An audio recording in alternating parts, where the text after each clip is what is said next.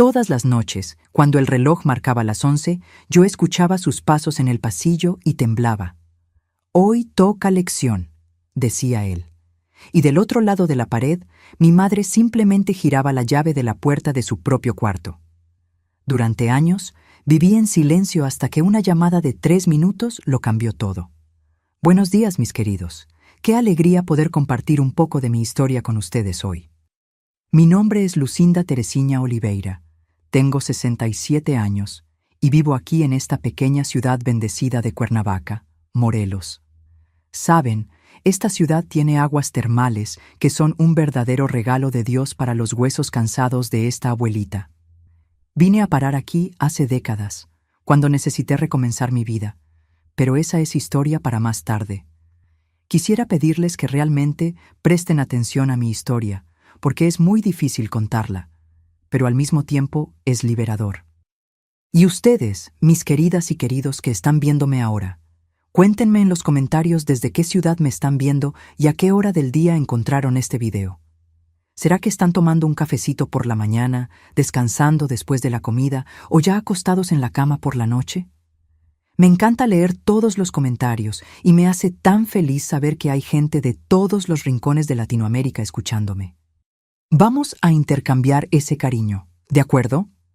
Saben, hoy quiero compartir con ustedes una historia difícil, pero que necesita ser contada. Una historia sobre los silencios que duelen más que los gritos, sobre puertas cerradas que deberían proteger, pero terminan aprisionando. No es fácil hablar de ciertas cosas, pero el tiempo me enseñó que las heridas solo cicatrizan de verdad cuando dejamos que el sol y el aire las toquen. Voy a contarles cómo sobreviví a una infancia donde el peligro no venía de la calle, sino que vivía dentro de casa, y cómo una única llamada telefónica hecha con las manos temblorosas de una niña asustada fue capaz de cambiarlo todo.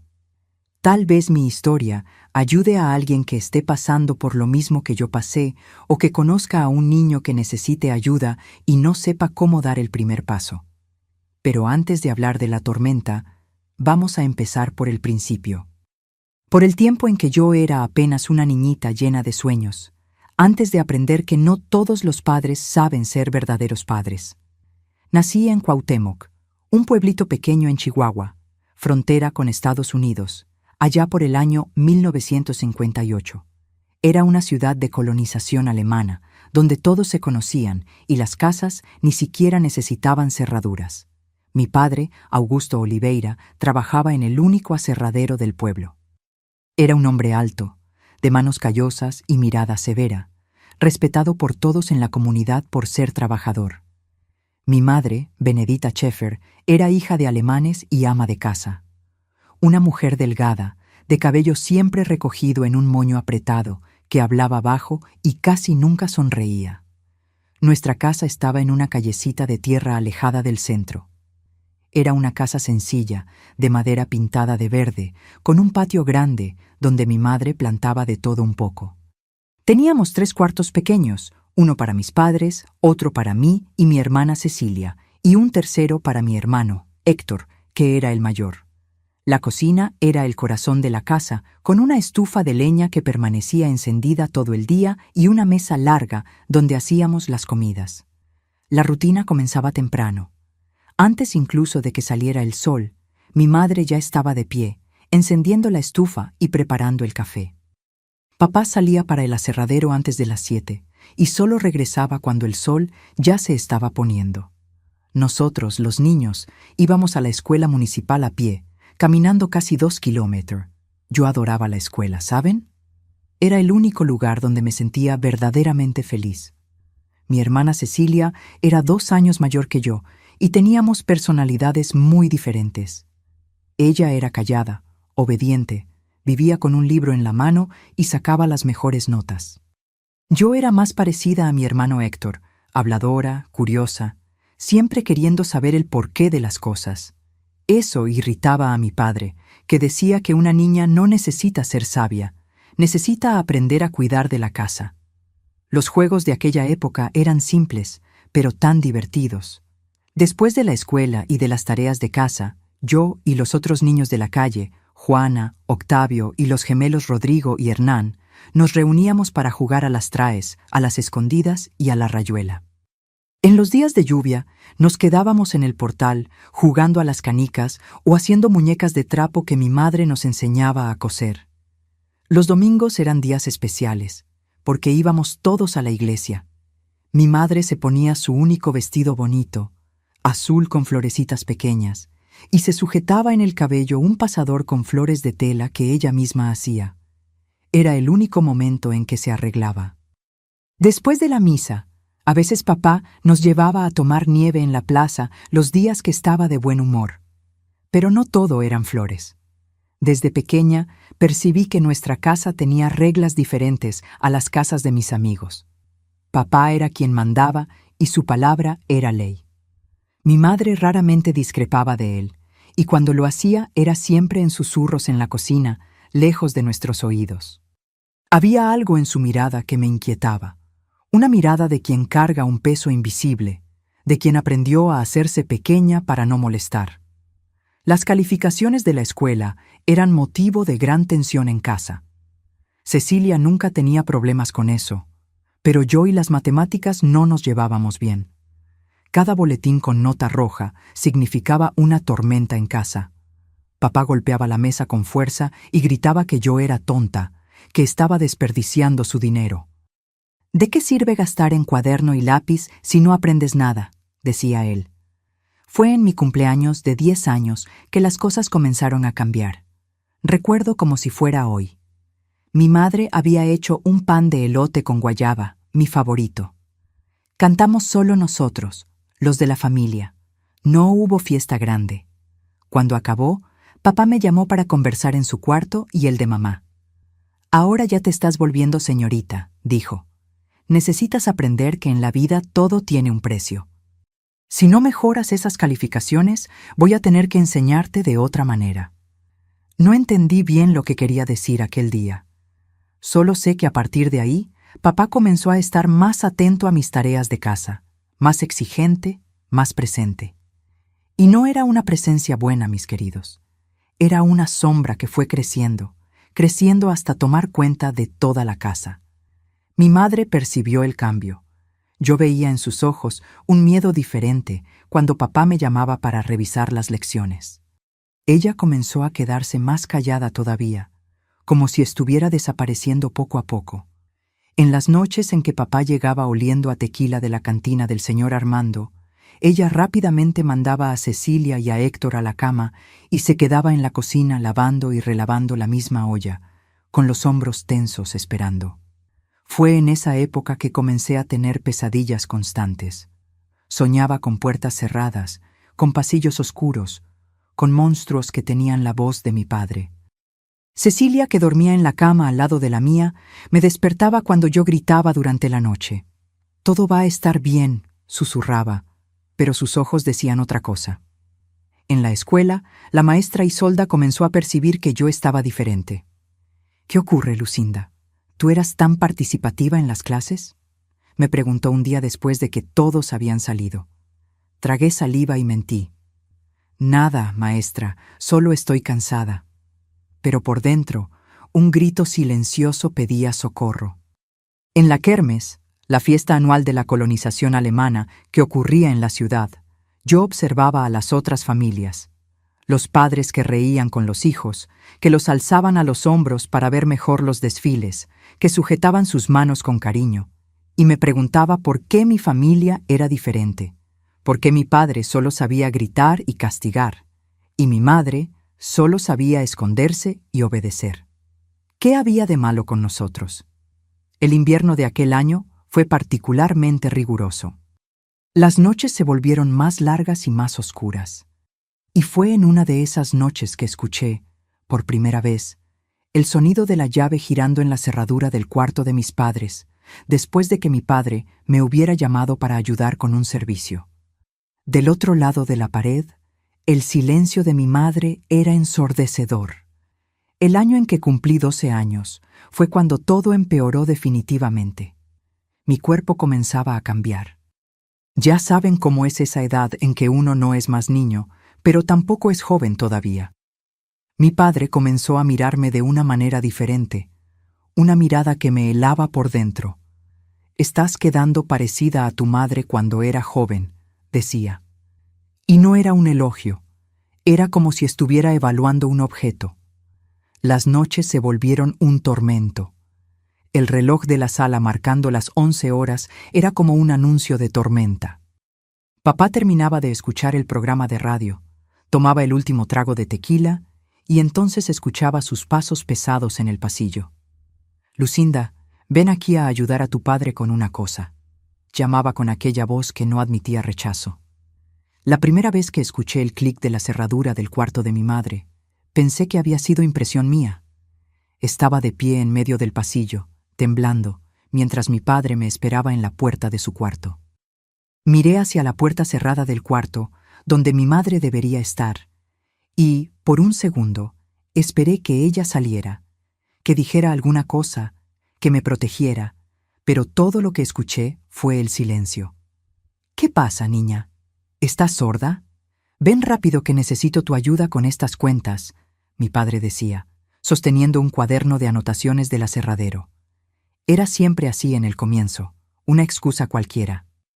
A veces eran las cuentas, otras veces era para enseñar disciplina por causa de las malas notas, o para dar lección, porque yo había respondido o desobedecido alguna regla de la casa.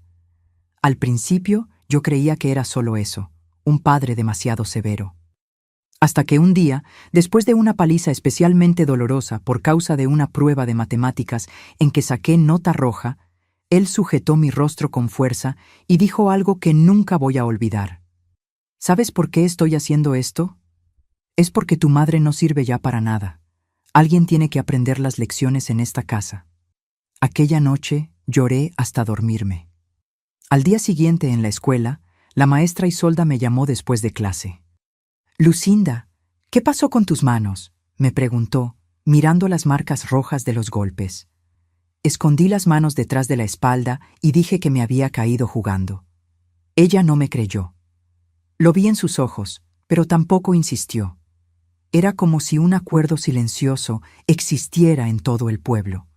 Los problemas de familia quedan dentro de casa. En casa, Cecilia comenzó a percibir que algo estaba mal. Una noche, después de que todos ya se habían ido a dormir, se sentó en la orilla de mi cama. «¿Qué hace papá contigo en su cuarto?», me preguntó en un susurro casi inaudible. Sentí un nudo en la garganta y no conseguí responder. Él te lastima, ¿verdad?», insistió, sujetando mi mano. Solo asentí con la cabeza, las lágrimas corriendo por el rostro. «¿Por qué mamá no hace nada?», le pregunté. Cecilia suspiró profundamente. «Ella tiene miedo. ¿No recuerdas cuando éramos menores? ¿Cómo él le pegaba? Un día ella intentó defender a Héctor cuando papá estaba borracho y recibió tantos golpes que se quedó en cama una semana. Desde entonces ella…» No necesitó completar la frase. Yo recordaba vagamente aquel episodio. Mamá con el rostro todo morado, diciendo a todos que se había caído de la escalera. El padre visitando nuestra casa, conversando largamente con papá en el portal. Las vecinas trayendo comida y mirando a mamá con una mezcla de pena y reproche. «Si no eres tú, será ella», Cecilia dijo bajito. Fue lo que él le dijo a mamá. O él descarga su rabia en ti o es en ella. Y ella eligió. Aquella revelación fue como un puñetazo en el estómago. Mi propia madre sabía lo que ocurría y había hecho una elección. Eligió protegerse, dejándome sola con él. La persona que debería protegerme era cómplice de mi sufrimiento. El tiempo fue pasando y yo fui volviéndome cada vez más callada y retraída. En la escuela, mis notas empeoraron aún más. No conseguía concentrarme. Pasaba las clases mirando el reloj con miedo de la hora de volver a casa. Mis amigos, que antes vivían jugando conmigo, fueron alejándose poco a poco. Yo no sonreía más, no participaba de las conversaciones, no aceptaba invitaciones para ir a sus casas. Juana fue la única que insistió. Un día, después de clase, ella me jaló para una esquina del patio. «Lucinda, ¿qué está ocurriendo? Pareces un fantasma últimamente. Tragué saliva sin saber qué decir. ¿Cómo explicar algo que yo misma no entendía completamente? «Es tu padre, ¿verdad?», preguntó de repente. «Mi madre comentó con la vecina que tu padre que él no es bueno contigo». Fue la primera vez que percibí que otras personas sospechaban. El pueblo era demasiado pequeño, las paredes demasiado finas, pero nadie hacía nada. Era como si hubiera un pacto silencioso. No te metas en asuntos de familia. En una noche particularmente fría de julio de 1971, algo diferente ocurrió. Mi padre había llegado del aserradero más temprano y estaba de muy mal humor. ¿Algún problema con el pago?, le oí reclamar a mi madre en la cocina. Bebí mi café con leche rápidamente e intenté escabullirme hacia el cuarto sin ser notada, pero él me vio. «¿A dónde crees que vas, Lucinda? Ven acá». Su tono me heló. Miré a mi madre, implorando silenciosamente por ayuda, pero ella apenas bajó la cabeza y comenzó a lavar los platos de la cena, como si nada estuviera ocurriendo. «Hoy llegó tu boleta de la escuela», dijo, mostrando el papel que yo sabía que contenía más notas rojas que azules. «¿Qué te dije sobre estas calificaciones?» «Perdón, papá», murmuré, ya sintiendo las lágrimas formándose. «Lo intenté». «¿Intentaste? ¿Intentaste?», gritó, golpeando en la mesa con tanta fuerza que las tazas tintinearon. «¿Sabes cuánto cuesta mantenerte en la escuela? ¿Y así es como agradeces?». Se levantó y agarró el cinturón colgado detrás de la puerta de la cocina. Vi a mi madre tensa, pero ella continuó de espaldas, lavando la misma olla repetidamente. Cecilia, que estaba en la sala haciendo crochet, se levantó como si fuera a intervenir, pero una mirada de mi padre la hizo volver a sentarse. «A mi cuarto, ahora», ordenó, y yo no tuve elección, sino obedecer. Mientras caminaba por el pasillo, vi a mi madre cerrar los ojos con fuerza, como si quisiera bloquear lo que estaba por ocurrir. Y entonces escuché lo que se volvería el sonido más terrible de mi infancia, el clic de la cerradura de su cuarto. Aquella noche, las lecciones fueron más allá de las habituales. No eran apenas gritos y golpes. Había un odio nuevo en sus ojos, alimentado por la frustración del trabajo, por la bebida, por todo lo que él consideraba errado en la vida. Y yo era el blanco perfecto para descargar todo eso. «Si fueras niño, no darías tanto trabajo», dijo entre dientes. «Mujer solo sirve para dar problemas, igualita a tu madre». Cuando finalmente conseguí volver a mi cuarto, horas más tarde, encontré a Cecilia despierta, esperándome. Sin decir una palabra, ella limpió mi rostro con un paño húmedo, arregló mi cabello y me ayudó a acostarme. «Un día esto va a acabar», susurró. «Necesitas aguantar solo un poco más. Cuando cumpla 18 años, te llevaré conmigo lejos de aquí». Aquella promesa era el único hilo de esperanza al cual me agarraba. Cecilia tenía 16 años, yo 13, en 2 años estaríamos libres, pero 2 años parecían una eternidad. A la mañana siguiente, me miré en el pequeño espejo agrietado de nuestro cuarto y no reconocía a la niña que me miraba de vuelta. Había una mirada vacía en aquellos ojos, como si algo se hubiera roto para siempre. En la mesa del desayuno, nadie habló sobre la noche anterior. Mi madre evitaba mi mirada. Héctor estaba absorto en sus propios pensamientos y papá leía el periódico como si nada hubiera ocurrido. Fue ese día que percibí que no podía esperar 2 años. Algo necesitaba cambiar, y rápido. ¿Pero qué? ¿A quién podría pedirle ayuda? ¿A quién podría contarle? ¿Y quién me creería? La palabra de una niña contra la de un hombre respetado en la comunidad. Fue entonces que me acordé de algo que la maestra Isolda había comentado en la clase sobre una nueva comisaría que había sido inaugurada en el pueblo vecino con una comisaria mujer. «Dicen que ella es diferente», comentó una de las madres en la salida de la escuela. «Que ella escucha a las mujeres». Y por primera vez en mucho tiempo, sentí una chispa de esperanza encenderse en mi pecho. Tal vez, solo tal vez, hubiera una salida. El resto de aquel año de 1971 fue como vivir en una pesadilla que no tenía fin. La escuela, que antes era mi refugio, se volvió un lugar donde apenas conseguía concentrarme. Mis calificaciones continuaron cayendo, lo que solo daba más motivos para que mi padre aplicara sus lecciones. Era un círculo vicioso, terrible. Cuanto más me castigaba, menos conseguía aprender. Cuanto menos aprendía, más me castigaba. Comencé a notar cambios en mi cuerpo que me dejaban aún más asustada. Perdí peso. Mi cabello comenzó a caerse y tenía pesadillas tan fuertes que despertaba gritando casi todas las noches. Cecilia hacía lo que podía para consolarme, pero ella también estaba sufriendo. Cierta vez la sorprendí llorando sola en el patio detrás del tanque de lavar ropa. «¿Qué pasó?», pregunté, sentándome a su lado. «Me siento tan impotente», susurró. «Quisiera poder hacer más por ti, pero tengo tanto miedo de él como tú». Fue en aquel momento que percibí que no podía esperar que alguien de la familia me salvara.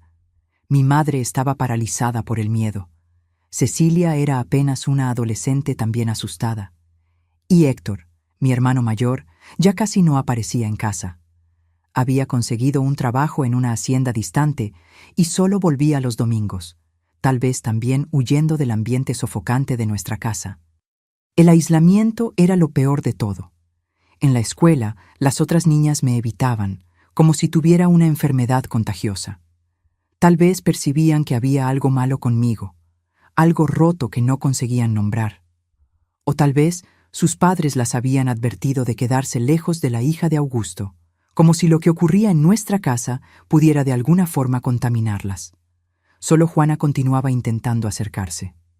Un día ella me siguió hasta el camino de casa e insistió para que conversáramos. «Lu, por favor dime qué está ocurriendo. Ya no eres la misma. Pareces un pajarito asustado todo el tiempo». La miré, queriendo desesperadamente contar todo, descargar todo aquel peso que cargaba sola, pero las palabras no salían. ¿Cómo explicar lo inexplicable? ¿Cómo poner en palabras aquello en lo que yo misma intentaba no pensar? «Es tu padre, ¿verdad?», continuó, los ojos fijos en los míos. «El pueblo entero comenta que él no es bueno contigo». Sentí mi rostro arder de vergüenza.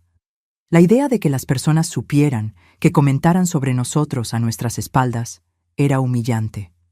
Pero lo peor era saber que, aún sabiendo, nadie hacía nada.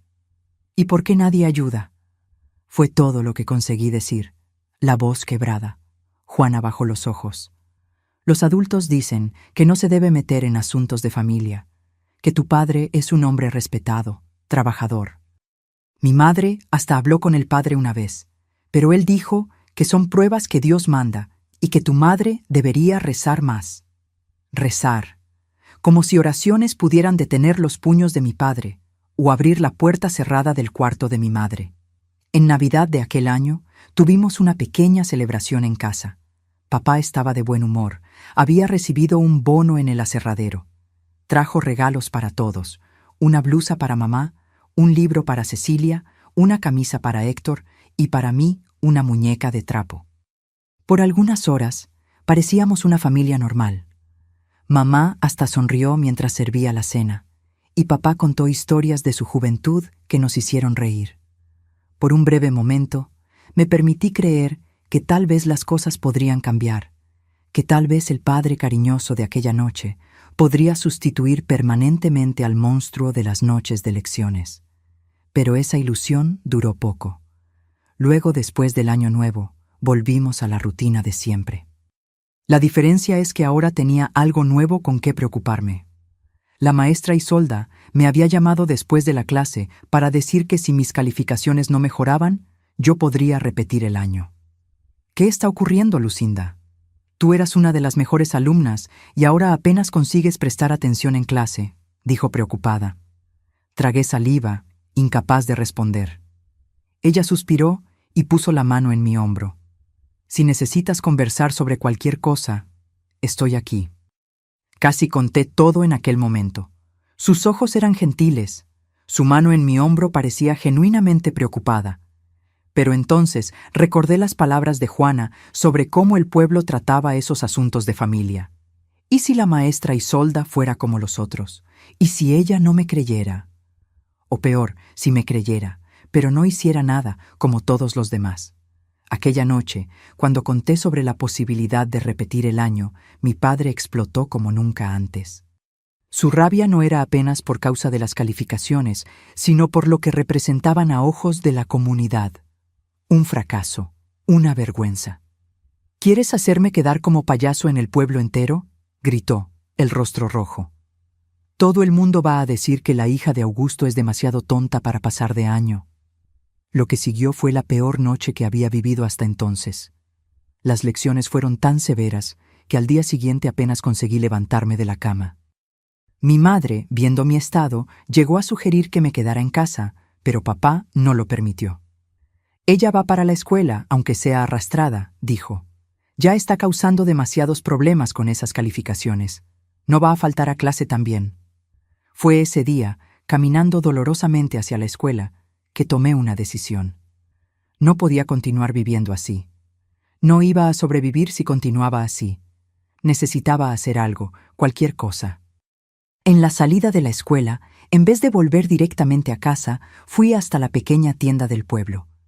El señor Matías, dueño del establecimiento, tenía el único teléfono público de la región instalado en la esquina de la tienda para uso de los moradores mediante una pequeña cuota. ¿Puedo usar el teléfono, señor Matías?, pregunté tímidamente. Él me miró por encima de los lentes. ¿A quién necesitas llamar, niña? ¿Tus padres saben que estás aquí? Mentí. Dije que necesitaba llamar a mi tío en San Miguel de Allende, que era su cumpleaños. El señor Matías no pareció muy convencido, pero acabó concordando. 5 minutos, no más que eso, advirtió. Con las manos temblorosas, marqué el número de la comisaría del pueblo vecino, San José del Cedro, que había anotado después de oír una conversación entre 2 maestras. Cuando una voz femenina atendió del otro lado, casi colgué de susto. «Comisaría de San José del Cedro, ¿en qué puedo ayudar?» Mi voz salió casi inaudible. ¿Está la comisaria? Soy yo misma, comisaria Olivia Campos. ¿Con quién hablo? Dudé. ¿Y si ella no me creía? ¿Y si le contaba a mi padre? ¿Y si todo quedaba aún peor? ¿Hola? ¿Está escuchándome? La voz insistió del otro lado. Mi padre me lastima. Las palabras salieron de un solo aliento antes de que pudiera perder el valor. Todas las noches a las 11 horas. Él me llama para su cuarto para darme lecciones por causa de las malas notas y... No conseguí continuar. ¿Cuál es tu nombre, querida? La voz ahora era gentil, cautelosa. Lucinda. Lucinda Oliveira. ¿Y dónde vives, Lucinda? En Cuauhtémoc, en la calle de las Palmeras, número 23, la casa verde de madera. ¿Estás diciéndome que tu padre abusa de ti? ¿Qué tipo de abuso, Lucinda? No sabía cómo responder aquello. No tenía palabras para describir lo que ocurría en aquellas noches. Él me lastima con el cinturón, con las manos y otras cosas. Mi madre sabe, pero se encierra en su cuarto. Ella tiene miedo de él también. Sentí lágrimas corriendo por mi rostro. El señor Matías estaba mirándome con una expresión extraña. Necesito que me escuches con atención, Lucinda, la comisaria dijo firmemente. Lo que tu padre está haciendo está mal y es contra la ley. Tú no tienes culpa de nada, ¿entendiste? Nada de esto es tu culpa. Eran palabras que nunca había escuchado antes. Palabras que contradecían todo lo que mi padre siempre decía, que yo era culpable, que provocaba, que merecía. ¿Estás segura ahora? ¿Él está en casa?, la comisaria preguntó. No, él está en el aserradero, solo vuelve al final de la tarde. Muy bien, voy a necesitar que seas muy valiente. ¿Puedes hacer eso? Asentí, entonces recordé que ella no podía verme. Sí, susurré. Esta noche, a las 11 horas, cuando tu padre normalmente hace eso, yo y 2 policías más estaremos cerca de tu casa. Si escuchamos cualquier problema, entraremos inmediatamente. Pero necesitamos atraparlo en el acto para que la detención sea hecha. ¿Entiendes? Sentí un escalofrío recorrer mi espina. Detención. Nunca había considerado realmente la posibilidad de que mi padre fuera detenido. Era, al mismo tiempo, asustador y liberador pensar en eso. ¿Y si él descubre que yo llamé? ¿Y si él... No vamos a dejar que nada te ocurra, me interrumpió. Te estoy prometiendo eso, pero necesitas ser fuerte una vez más, solo una noche más. ¿Puedes hacer eso, Lucinda? Miré el reloj en la pared de la tienda. Eran casi las 5 de la tarde. En pocas horas estaría en casa enfrentando a mi padre. Y algunas horas después, a las 11, todo podría cambiar. Puedo, respondí finalmente. Los estaré esperando. Cuando colgué el teléfono, mis piernas estaban temblando tanto que necesité apoyarme en el mostrador. El señor Matías me miraba con una expresión que mezclaba preocupación y algo más. ¿Culpa, tal vez? ¿Usted escuchó?, pregunté, de repente, preocupada de que contara a alguien, de que la noticia llegara a mi padre antes de la noche. Él ajustó los lentes y suspiró profundamente. Niña, todo el mundo en este pueblo sabe lo que ocurre en tu casa, pero nadie tiene valor de meterse. Hizo una pausa, entonces añadió, hiciste bien en llamar. Ya deberías haberlo hecho hace mucho tiempo. Sus palabras confirmaban lo que yo ya sospechaba. Todos sabían y nadie hacía nada. La conspiración del silencio que protegía a mi padre y condenaba a mí y a mi madre a dolor continuo. Volví a casa con el corazón latiendo tan fuerte que pensé que podría saltar del pecho. Las próximas horas serían decisivas. Si todo salía bien, aquella sería la última noche de terror. Si salía mal, ni siquiera quería pensar en las consecuencias. Aquella noche, la cena fue silenciosa, como siempre. Papá comía concentrado. Mamá servía la comida sin decir palabra. Y nosotros, los niños, manteníamos los ojos fijos en los platos. Pero había algo diferente en el aire, una tensión que parecía más espesa, como si el propio tiempo estuviera denso, pesado. A cada minuto que pasaba, mi corazón latía más fuerte. Miraba disimuladamente el reloj en la pared de la cocina. 8 horas, 9 horas. El tiempo se arrastraba con una lentitud cruel. Después de la cena, papá fue a la sala a escuchar su programa de radio habitual con un vaso de tequila en la mano. Mamá lavaba los platos, Cecilia ayudaba a secar y yo fingía hacer mis tareas en la mesa de la cocina. Mi mente, sin embargo, estaba lejos. Pensaba en lo que ocurriría pronto, en los policías que, si la comisaria cumpliera su promesa, estarían posicionados cerca de nuestra casa, en la posibilidad de que todo saliera mal.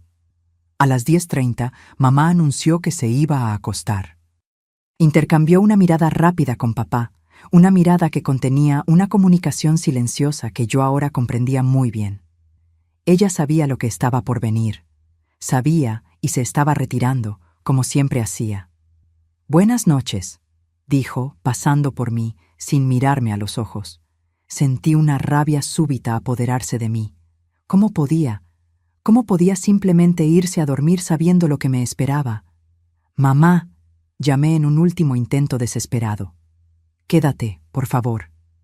Ella se detuvo por un segundo, sus hombros tensos.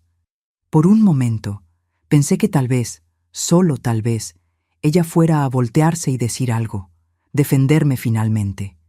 Pero ella apenas continuó su camino en dirección al pasillo, sin mirar atrás. Cecilia apretó mi mano bajo la mesa. «Voy a quedarme despierta», susurró. «Cualquier cosa, vendré». Pero las dos sabíamos que ella no vendría. El miedo a nuestro padre era mayor que cualquier valor que ella pudiera reunir. A las 11 horas en punto, como un reloj suizo, papá apagó la radio y me llamó.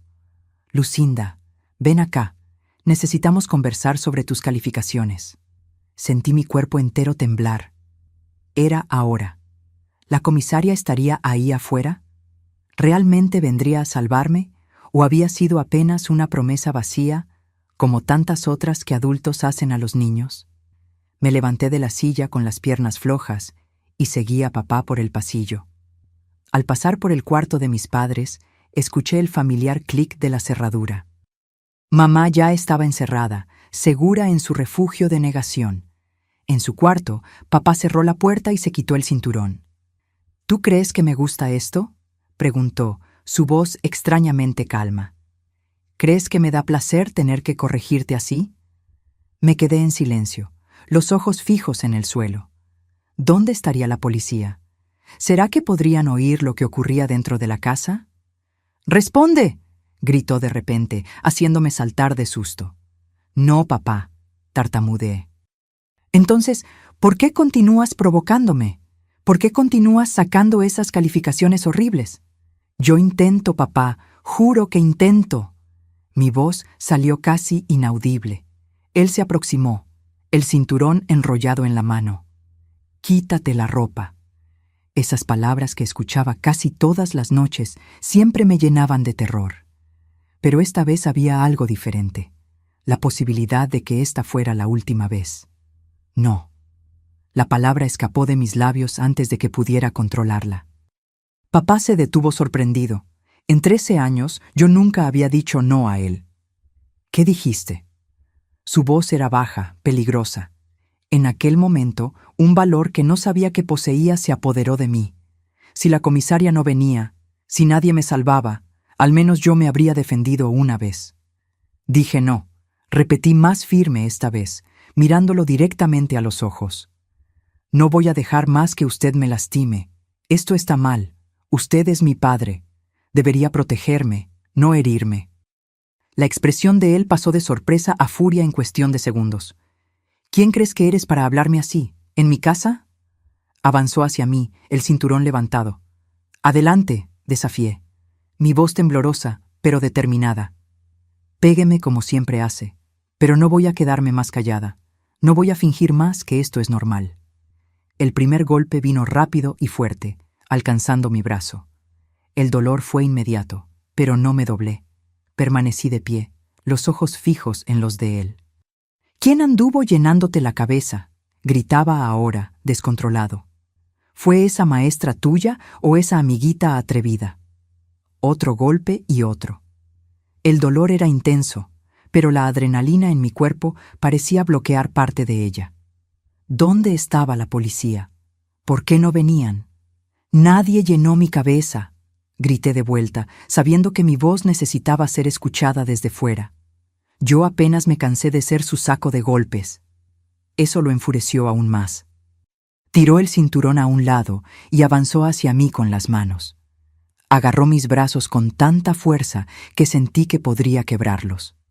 Vas a aprender a quedarte callada, siseó, su rostro a centímetros del mío. Fue en ese momento que escuché un ruido en la puerta de entrada. Alguien golpeando con fuerza. Una voz femenina gritando: «¡Policía! ¡Abra la puerta!». La expresión de mi padre cambió instantáneamente. Confusión, después comprensión y finalmente un odio puro e incandescente. «¿Tú?», susurró, los ojos fijos en los míos. «Fuiste tú quien los llamó». Los golpes en la puerta continuaban más fuertes. «Ya sabemos lo que está ocurriendo ahí dentro. Abra inmediatamente o derribaremos la puerta». Papá me soltó y retrocedió un paso. Por un momento terrible pensé que fuera a hacer algo drástico, algo irreversible. Sus ojos recorrieron el cuarto como si buscara una salida, un arma, cualquier cosa. «Augusto Oliveira, tenemos una orden judicial. Abra la puerta ahora». Escuché movimiento en el pasillo. Cecilia y mi madre, probablemente atraídas por el ruido. La voz de la comisaria resonó nuevamente, aún más firme. «Estamos entrando». El sonido de la puerta siendo derribada fue como un trueno. Pasos pesados de botas recorrieron la casa. Papá me miró una última vez, una mirada que contenía tanta rabia que me hizo retroceder hasta la pared. La puerta del cuarto se abrió con violencia. La comisaria Olivia estaba ahí, acompañada por 2 policías uniformados. Sus ojos rápidamente evaluaron la escena. Yo, recostada en la pared, temblando, con marcas rojas en los brazos, mi padre en medio del cuarto, el cinturón caído al lado. «Augusto Oliveira, usted está detenido por abuso infantil y violencia doméstica», declaró, la voz firme y profesional. «Esto es un absurdo», mi padre protestó, intentando recuperar la compostura. «Solo estoy disciplinando a mi hija. Tengo ese derecho». La comisaria no se inmutó. Usted no tiene el derecho de lastimar a una niña, nunca lo tuvo. Hizo un gesto a los policías, que avanzaron para detenerlo. Fue entonces que mi padre hizo algo que nunca olvidaré. Me miró con un odio tan profundo que parecía perforar mi alma y dijo: «Estás muerta para mí. Si algún día salgo de la cárcel, voy a encontrarte». Esas palabras, dichas con tanta convicción, me helaron hasta los huesos. Incluso cuando los policías lo arrastraron hacia afuera, esposado y protestando, continuaba escuchándolas, resonando en mi mente. La comisaria Olivia se acercó a mí con cuidado, como quien se acerca a un animal asustado. «Acabó», dijo suavemente. «¿Estás segura ahora?» Pero yo sabía en el fondo de mi corazón que no estaba. No mientras él estuviera vivo, no mientras pudiera cumplir su promesa. En el pasillo, mi madre y Cecilia asistían a todo en estado de shock. Mamá parecía haber envejecido 10 años en una noche. Su rostro estaba pálido, los ojos rojos de tanto llorar. «¿Qué hiciste, Lucinda?», murmuró, la voz quebrada. «¿Qué hiciste?». Aquellas palabras me alcanzaron como una bofetada. Incluso ahora, incluso después de todo, ella aún estaba del lado de él. Aún me culpaba por buscar ayuda, por querer que el sufrimiento terminara. «Ella hizo lo que usted debería haber hecho hace mucho tiempo, doña Benedita», la comisaria respondió por mí, su tono más duro ahora. «Protegerse, ya que nadie más lo hacía». Los días que siguieron fueron un torbellino. Hubo declaraciones en la comisaría, exámenes médicos que documentaron años de abuso, asistentes sociales que vinieron a conversar conmigo y con mi madre. El pueblo entero comentaba. Las mismas personas que por años fingieron no ver ahora no hablaban de otra cosa. Papá fue mantenido en prisión preventiva. El juez consideró el riesgo de fuga y principalmente la amenaza que él había hecho contra mí. Pero la sensación de seguridad que eso debería traerme era constantemente minada por el miedo de que un día él sería liberado. En casa, el clima era insostenible. Mamá oscilaba entre largos silencios y explosiones de llanto. En un momento me abrazaba, pidiendo perdón por no haberme protegido. En el siguiente, me acusaba de haber destruido nuestra familia. «¿Cómo vamos a sobrevivir sin él?», preguntaba, la desesperación evidente en su voz. Él era quien sustentaba esta casa. Cecilia intentaba mediar, ora consolando a mamá, ora defendiéndome, pero era demasiado joven para cargar ese peso. Héctor, cuando supo lo que había ocurrido, vino a casa por algunos días. Conversamos largamente, y él me confesó que también había sufrido abusos de papá cuando era niño. «Cuando cumplí 16 años y quedé más grande que él, los golpes pararon», me dijo, los ojos llorosos. «Pero nunca tuve valor de enfrentarlo, ni siquiera para protegerte. Perdóname, Lu». Esas palabras trajeron un poco de consuelo, la confirmación de que no estaba sola, de que no era la única víctima, pero también trajeron más rabia por la omisión de tantos por tanto tiempo. Una semana después de la detención de mi padre, la comisaria Olivia vino a visitarnos. Se sentó en nuestra mesa del comedor y explicó que el proceso sería largo, que habría un juicio, que yo necesitaría testificar. «¿Y si él es liberado?», pregunté, la voz temblorosa. Él dijo que me encontraría, que yo estaba muerta para él. La comisaria intercambió una mirada con una asistente social que la acompañaba, una señora de cabellos grises llamada Dulce. «Es por eso que estamos aquí», Dulce dijo gentilmente. «Estamos proponiendo que vayas a vivir con una familia de acogida en otra ciudad, por lo menos hasta el juicio». «¿Otra ciudad?», repetí sorprendida.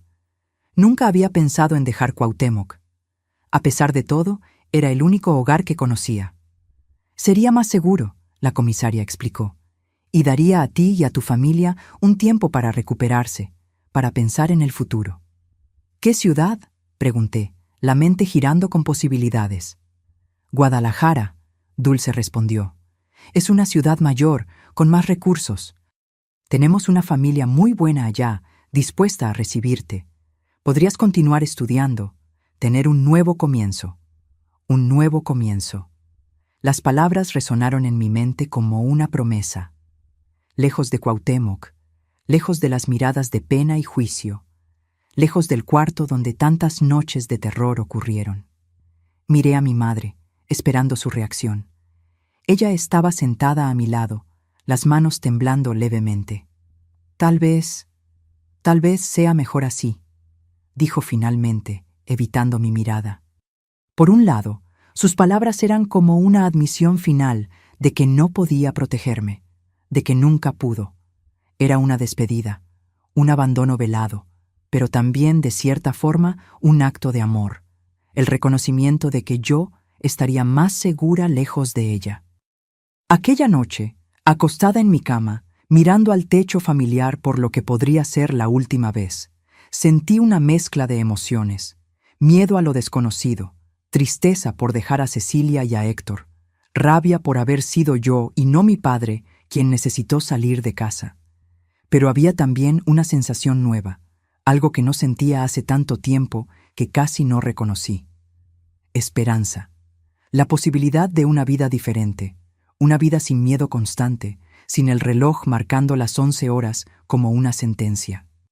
En la oscuridad del cuarto, hice una promesa a mí misma. No importaba lo que ocurriera a partir de allí. No importaba cuántas veces tuviera que recomenzar o a dónde tuviera que ir. Nunca más permitiría que alguien me hiciera sentir tan pequeña, tan impotente. Nunca más me callaría ante la injusticia, sea contra mí o contra cualquier otra persona.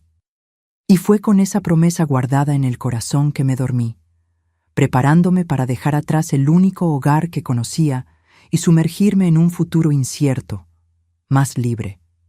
En la mañana en que dejé Cuauhtémoc, el cielo estaba cubierto por una niebla fina que dejaba todo con apariencia de sueño. Sentada en el asiento trasero del carro de la asistente social Dulce, miraba por la ventana las calles familiares que tal vez nunca más vería. Pasamos por la escuela donde yo estudiaba, por la iglesia donde íbamos los domingos, por la plaza donde jugábamos en las tardes de verano. Cada lugar guardaba memorias, algunas buenas, muchas dolorosas. La despedida de mi familia fue más difícil de lo que imaginé. Mamá, a pesar de su ambivalencia en los días anteriores, lloró abrazada a mí como si nunca más fuera a verme. Cecilia prometió visitarme tan pronto como pudiera, y Héctor me dio un pequeño crucifijo de madera que él mismo había tallado. Para protegerte, dijo, poniéndolo en mi mano, y para recordarte que siempre hay alguien cuidando de ti. El viaje a Guadalajara llevó casi 5 horas por carreteras de tierra en gran parte del trayecto. Observaba el paisaje cambiando por la ventana, los maizales, los pinos imponentes, los pequeños pueblos que pasábamos. Cada kilómetro me alejaba del pasado y me acercaba a un futuro incierto, pero que al menos prometía ser diferente. Guadalajara era mucho mayor que Cuauhtémoc. Las calles eran más anchas, había más carros, más personas, más movimiento. Me sentí pequeña y perdida en aquel nuevo mundo. La familia que me recibió estaba compuesta por la pareja Teodoro y Silda Mendoza, y sus 2 hijos ya adultos que no vivían más con ellos: Alberto, que estudiaba medicina en Ciudad de México, e Inés, que era maestra en Monterrey. La casa de ellos quedaba en un barrio tranquilo, con un patio repleto de árboles frutales. Era una casa de concreto con 3 cuartos, muy diferente de nuestra casa de madera en Cuauhtémoc. Silda me mostró dónde dormiría. Un cuarto pequeño, pero acogedor, con una cama individual, un ropero y un escritorio. Este era el cuarto de Inés, explicó. Ahora es tuyo por el tiempo que necesites. Aquella primera noche fue extraña, acostada en una cama que no era mía, en un cuarto que no conocía, en una ciudad donde no tenía a nadie. Lloré bajito hasta dormirme, abrazada al crucifijo de madera que Héctor me había dado. Los primeros días fueron de adaptación. Teodoro trabajaba como contador en una cooperativa agrícola y Silda era enfermera en el único hospital de la ciudad. Ambos salían temprano y volvían al final de la tarde. Durante el día, yo me quedaba con doña Elisa, una señora que vivía en la casa al lado y que cuidaba de mí y de la casa mientras la pareja trabajaba. Una semana después de mi llegada, fui matriculada en una escuela nueva.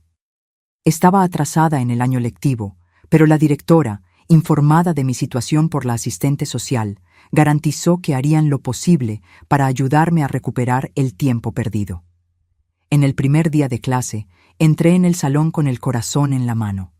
30 pares de ojos curiosos se volvieron hacia mí cuando la maestra Natalia me presentó como alumna nueva, venida de Cuauhtémoc. Me senté en la última banca, intentando hacerme invisible. En el recreo, me quedé sola en una esquina del patio, observando a los otros niños jugar. Una niña se aproximó, ofreciéndome la mitad de su lunch. «Hola, soy Leonora», dijo con una sonrisa. «¿Quieres un pedazo de mi pan de elote? Mi madre lo hizo hoy por la mañana». Fue mi primera amistad en Guadalajara y una de las más importantes de mi vida. Leonora era hija de agricultores de la región, habladora y curiosa. No tardó para que comenzáramos a andar juntas en la escuela, y pronto ella me invitó a visitar su casa los fines de semana. La familia de Leonora, los padres, Severino y Nair, y los 4 hermanos menores, me recibieron como si yo fuera parte de ellos. Nunca preguntaron sobre mi pasado o por qué yo estaba viviendo con los Mendoza. Simplemente me incluyeron en sus comidas de domingo, en sus fiestas de cumpleaños, en su día a día. Mientras tanto, la investigación sobre mi padre seguía su curso. Cada 2 semanas, la asistente social Dulce venía de San José del Cedro para visitarme y actualizar sobre el caso. Papá continuaba en prisión preventiva y el juicio estaba marcado para dentro de 3 meses. Yo sería llamada a testificar. La idea de enfrentar a mi padre nuevamente me aterrorizaba. En las semanas que antecedieron al juicio, comencé a tener pesadillas nuevamente. Despertaba gritando en medio de la noche, el cuerpo cubierto de sudor. Silda, con su experiencia de enfermera y su corazón generoso, pasó a dejar una silla al lado de mi cama. Muchas noches, ella se quedó allí sujetando mi mano hasta que yo me durmiera nuevamente. «Eres más fuerte de lo que piensas, Lucinda», me decía, «y no estás sola en esta lucha». El día del juicio llegó como una tempestad que se anunciaba desde hacía mucho tiempo. Viajamos a San José del Cedro, yo, Silda y Teodoro, que había hecho cuestión de tomar un día libre para acompañarme. En el juzgado encontramos a la comisaria Olivia, que me dio un abrazo apretado. «¿Estás lista?», preguntó, mirándome a los ojos. No lo estaba, pero asentí de igual manera. La sala del tribunal estaba repleta. Reconocí muchos rostros de Cuauhtémoc, vecinos conocidos de la iglesia. Hasta la maestra Isolda estaba allí. Mi madre y mis hermanos estaban sentados juntos en una de las primeras filas. Cecilia me saludó, los ojos llenos de lágrimas. Y entonces él entró escoltado por 2 policías. Mi padre parecía haber envejecido 10 años en esos pocos meses. Estaba más delgado, con la barba por hacer, los ojos hundidos.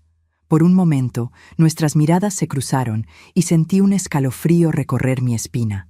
Había tanta rabia en aquellos ojos, tanta amargura. El juicio duró el día entero. Testigo tras testigo relataron lo que sabían o lo que deberían haber sabido, pero fingieron no ver. La maestra Isolda habló sobre las marcas que vio en mí a lo largo de los años, sobre cómo yo había cambiado de una niña alegre a una sombra silenciosa.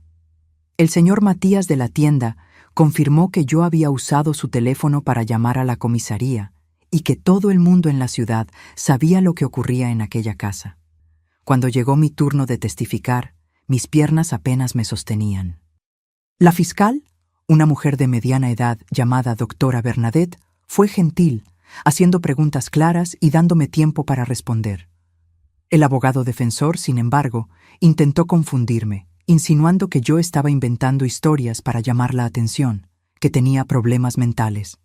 Si nada de esto ocurrió, como usted dice, cuestionó, ¿por qué su madre nunca hizo nada? ¿Por qué nunca le contó a nadie? Fue en ese momento que algo en mí se quebró, o tal vez se fortaleció. Miré directamente a los ojos de aquel hombre y respondí con una claridad que me sorprendió. Porque el miedo paraliza, señor. Porque cuando eres amenazada todos los días, cuando ves a tu propia madre siendo golpeada por intentar defender a tu hermano, cuando escuchas que o eres tú o es ella, acabas creyendo que no hay salida, que es así como las cosas son. Hice una pausa, respirando profundo, y continué. Yo no estoy aquí por venganza. Estoy aquí para que ninguna otra niña pase por lo que yo pasé, para que ninguna otra madre tenga que elegir entre sufrir o dejar que su hija sufra. Estoy aquí porque finalmente encontré personas que me mostraron que no es normal, que no es aceptable, que no es justo lo que ocurrió conmigo. El silencio en la sala era tan denso que parecía tener peso.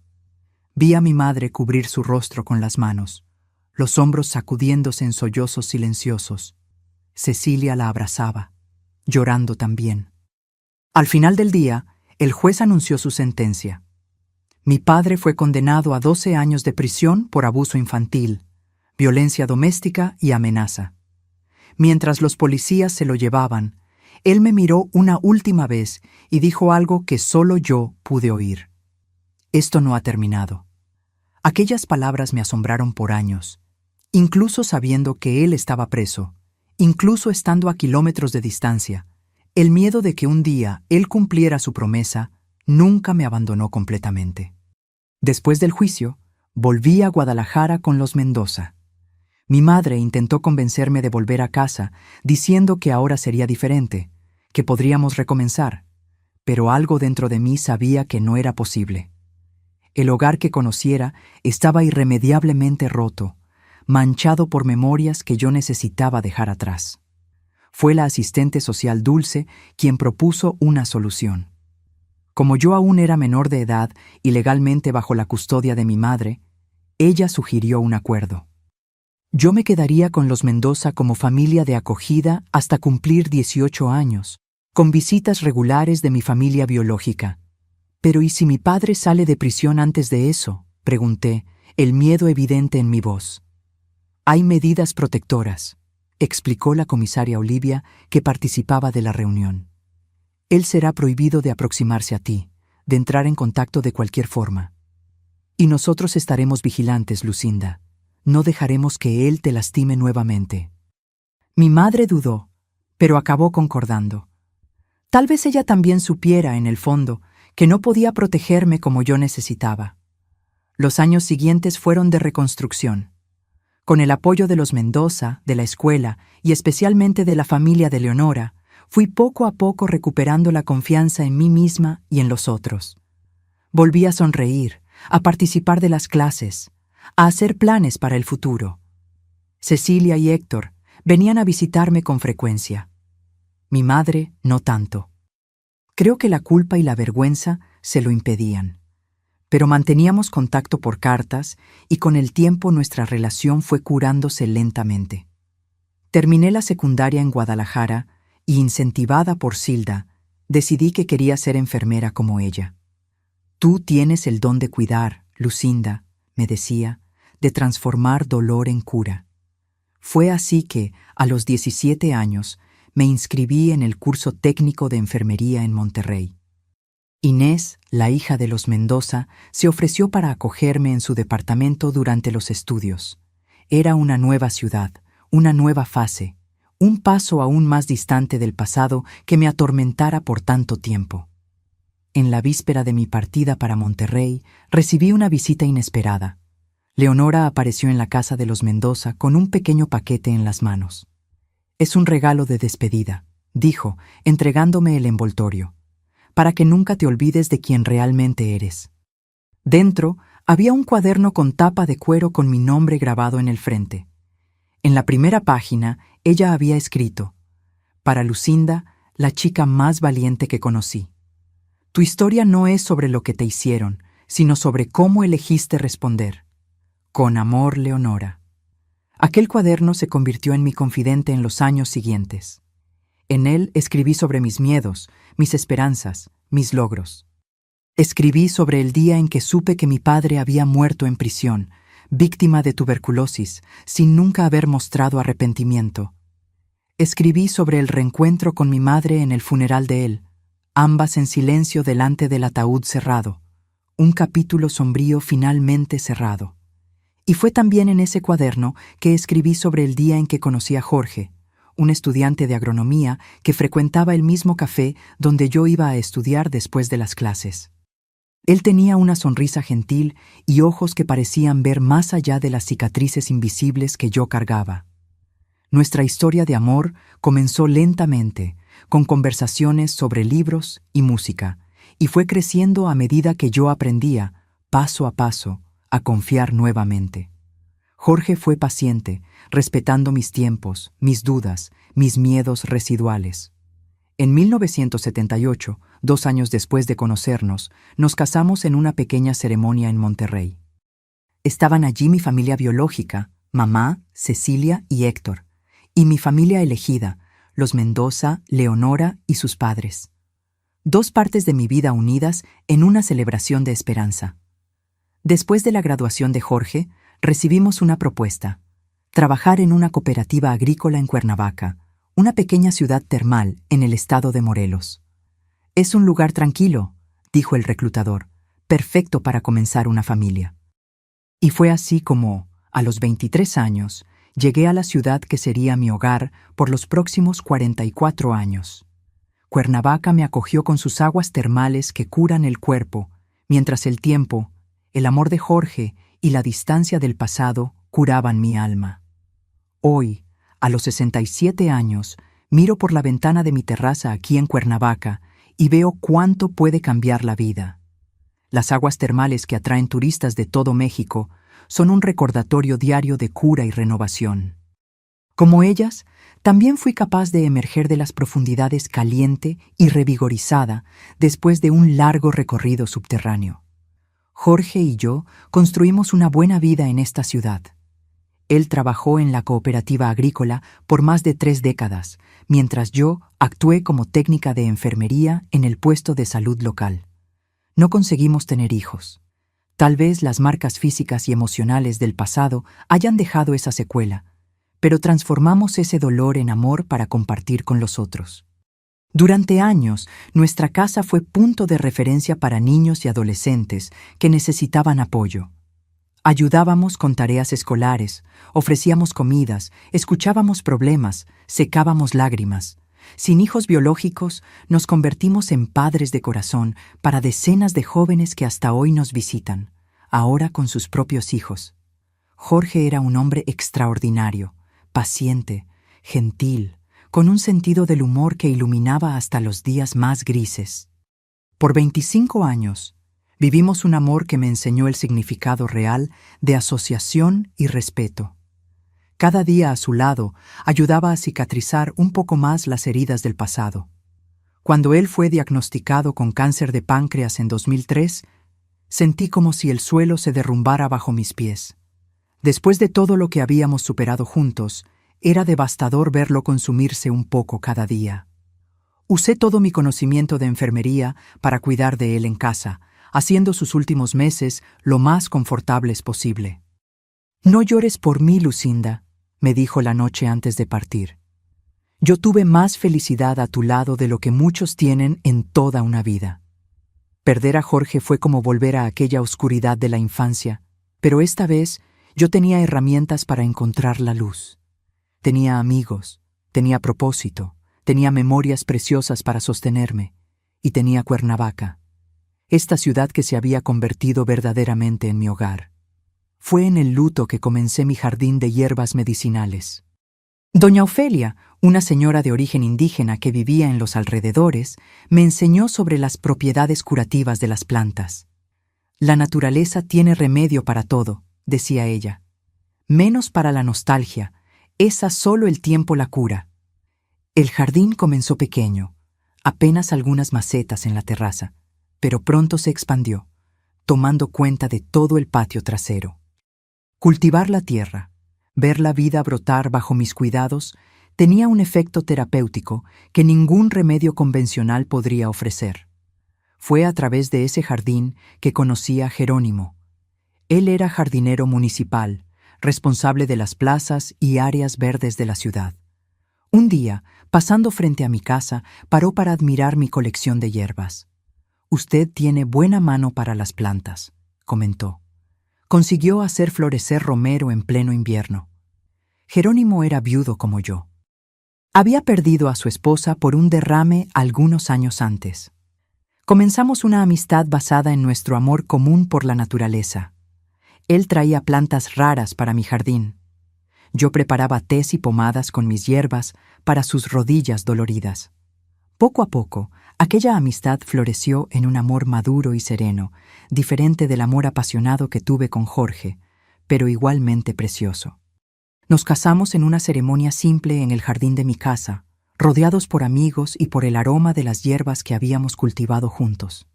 Por 12 años, Jerónimo fue mi compañero, mi amigo, mi segundo gran amor. Juntos expandimos el jardín. Comenzamos a enseñar a niños de la comunidad sobre plantas medicinales.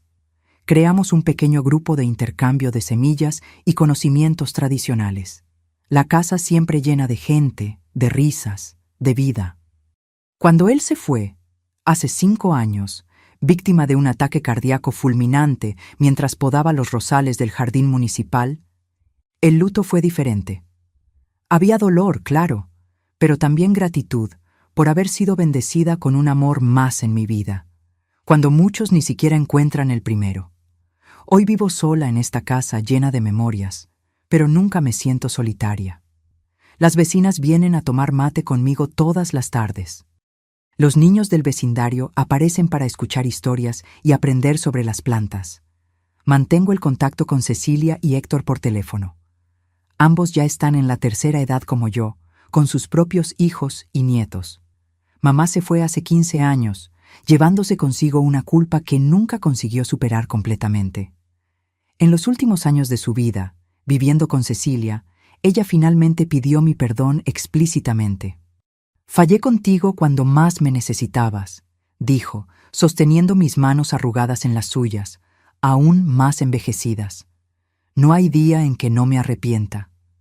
La perdoné, no por ella, sino por mí. Cargar rencores como beber veneno, esperando que la otra persona se enferme. Aprendí que el perdón no significa olvidar o aprobar lo que fue hecho, sino liberarse de las cadenas del pasado. De las personas que conocía en Guadalajara, mantengo el contacto apenas con Leonora. Nos hablamos algunas veces al año, y ella ya vino a visitarme en Cuernavaca varias veces. Se casó, tuvo 5 hijos, y ahora es abuela de 11 nietos. El cuaderno de cuero que ella me dio continúa conmigo, ahora acompañado de varios otros, donde registro pensamientos, recetas de hierbas, momentos de gratitud. Mi rutina hoy es simple y tranquila. Me despierto con el amanecer y voy directo al jardín a cuidar de mis plantas mientras el aire aún está fresco. Después tomo mi café tranquilamente en la terraza, observando el movimiento de la ciudad que lentamente despierta. Las mañanas generalmente las dedico a la artesanía. Aprendí a hacer muñecas de trapo y pequeños adornos con materiales naturales del jardín.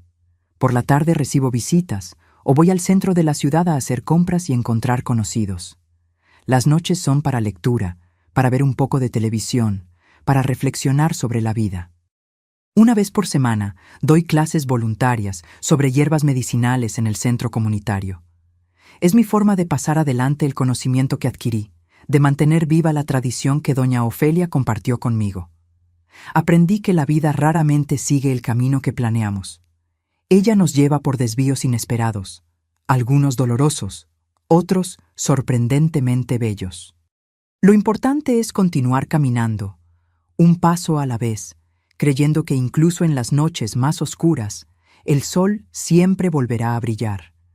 Y aquí estoy yo, Lucinda Teresina Oliveira, sentada en la terraza de mi casa en Cuernavaca, rodeada por el aroma de las hierbas de mi jardín, tejiendo los hilos de mi historia para compartir con ustedes. Una historia de dolor, sí, pero también de cura, de renacimiento, de pequeños milagros cotidianos que, sumados, componen una vida plena. Mis queridos que me acompañaron hasta aquí en este viaje de memorias, quiero dejarles algunas palabras que llevo en el corazón. Palabras que aprendí no en los libros, sino en las trincheras de la propia vida. Aprendí que la edad no define nuestra fuerza, sino nuestra capacidad de recomenzar cada día.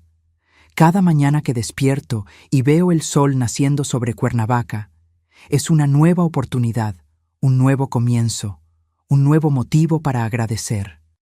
Cuando miro hacia atrás a aquella niña asustada que fui, quiero abrazarla y decirle que todo va a estar bien, que las cicatrices no desaparecen completamente, pero se convierten en marcas de una batalla ganada. Mis arrugas son mapas de supervivencia. Cada una cuenta una historia de dolor superado. Si estás pasando por momentos difíciles, si sientes que las paredes se están cerrando a tu alrededor, si crees que no hay salida para la oscuridad que te envuelve, quiero que sepas, no estás solo. Y, más importante, no eres culpable por el mal que otros eligieron hacer.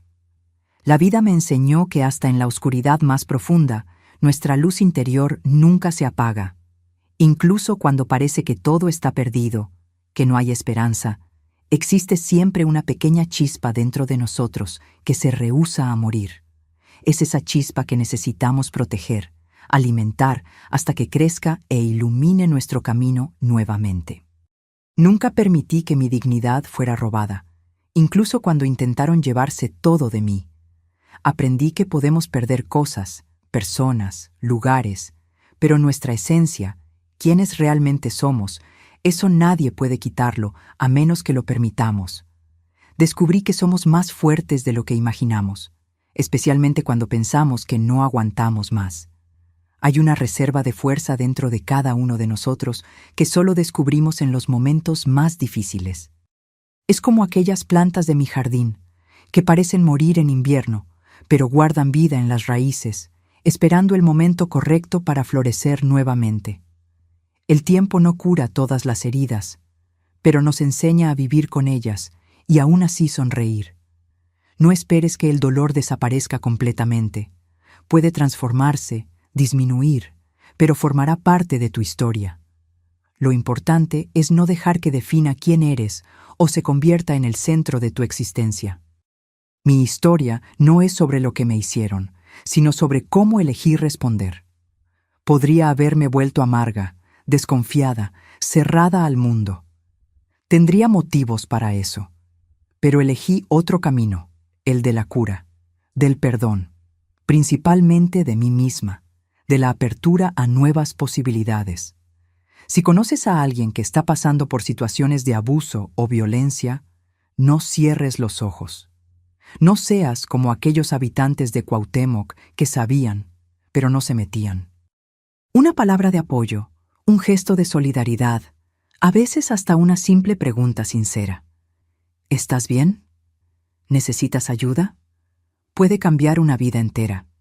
Y si eres quien está sufriendo, debes saber que pedir ayuda no es debilidad. Es un acto de valentía y amor propio. En cada ciudad, en cada comunidad, existen personas y organizaciones listas para extenderte la mano. No tengas miedo de buscarlas.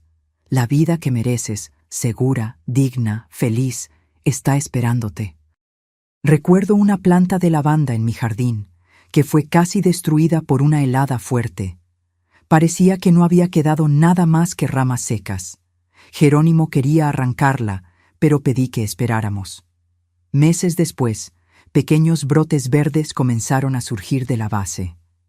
Hoy es uno de los arbustos más fuertes y perfumados que tengo. Somos como esa lavanda, capaces de renacer, incluso cuando parece que ya no hay más vida en nosotros.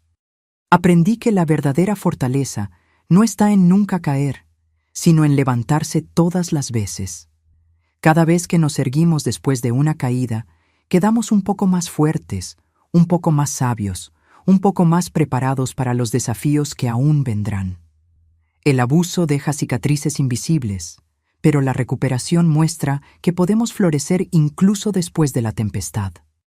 Como las aguas termales que brotan aquí en Cuernavaca, pasan por rocas, oscuridad y presión, pero emergen calientes, curativas, llenas de minerales valiosos, obtenidos justamente por causa de ese recorrido difícil. Mis queridos hijos e hijas del corazón que están viéndome ahora, quiero que hagan una cosa por esta abuelita. Suscríbanse a este canal, activen la campanita y compartan este video con alguien que necesita oír que hay esperanza después del dolor. Haciendo eso, no están apenas apoyando a quien cuenta estas historias, sino que están extendiendo la mano a alguien que puede estar sintiéndose tan solo como yo me sentí un día. En este momento del video, menos del 5% de las personas aún están realmente escuchándome. Entonces, para que yo sepa quién está aquí, comenten la palabra fe. Así sabré que vieron hasta el final y entendieron el mensaje más importante. Que no importa cuán oscura sea la noche, el sol siempre, siempre volverá a brillar. Hagan esto ahora. No esperen ni un minuto más.